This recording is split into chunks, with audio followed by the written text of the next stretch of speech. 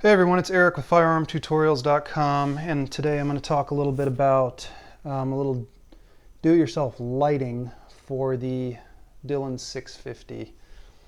I actually saw a kit on eBay that somebody sells that basically does this same thing, and since I had most of the materials available already, I decided I would just go ahead and do it myself. So this is not set in stone, but this is kind of what I've done so far to test it out. So see here, I'm just taking I've got a power supply over here that's just providing 12 volts, and I can turn it up to, that's 16 and a half, but what I plan on doing is using just a regular 12 volt AC converting power supply.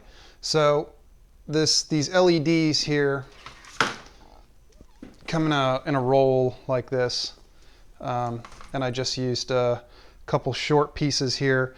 Now the only thing so far, this adhesive seems to be holding up. I wasn't sure if the adhesive backing on these LED strips were going to last, especially since it's so humid here.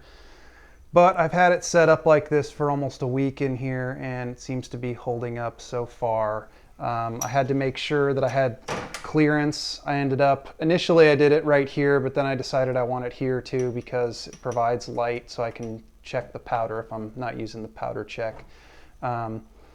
So this is a good setup here. I've got plenty of visibility, so I can see everything that's going on here, and none of the wires and stuff I ran are in the way, and so it seems to be functioning perfectly.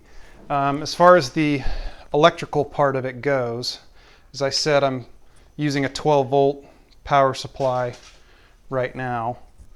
As you'll see there, it's just sitting at 12 volts right now.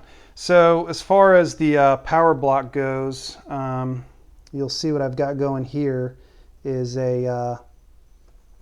just your input goes in here, and then this is a 100 watt or 100 ohm half watt resistor, 5% tolerance, which is kind of just the generic thing if you're going with 12 volts. Now all that does is kind of prevents the LEDs from running wide out anytime they're on. So it's kind of like having a gas pedal in a car, so it's not just wide open the whole time. So it will extend the life of the LEDs. If I were to run it flat out at 12 volts, it would eventually burn out these LEDs. So let's take a look at them off. So you see the only downside of these is you see I had to solder.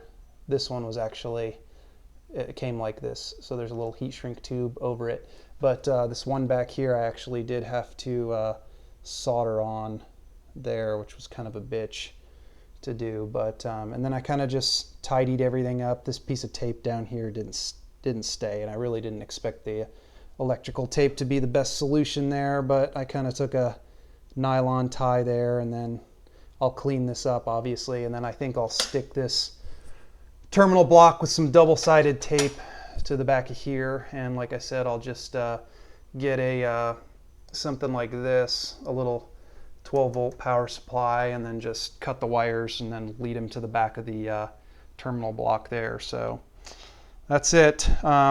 As far as these LED strips go, they're not expensive. They come from Japan or Hong Kong or something like that, somewhere overseas.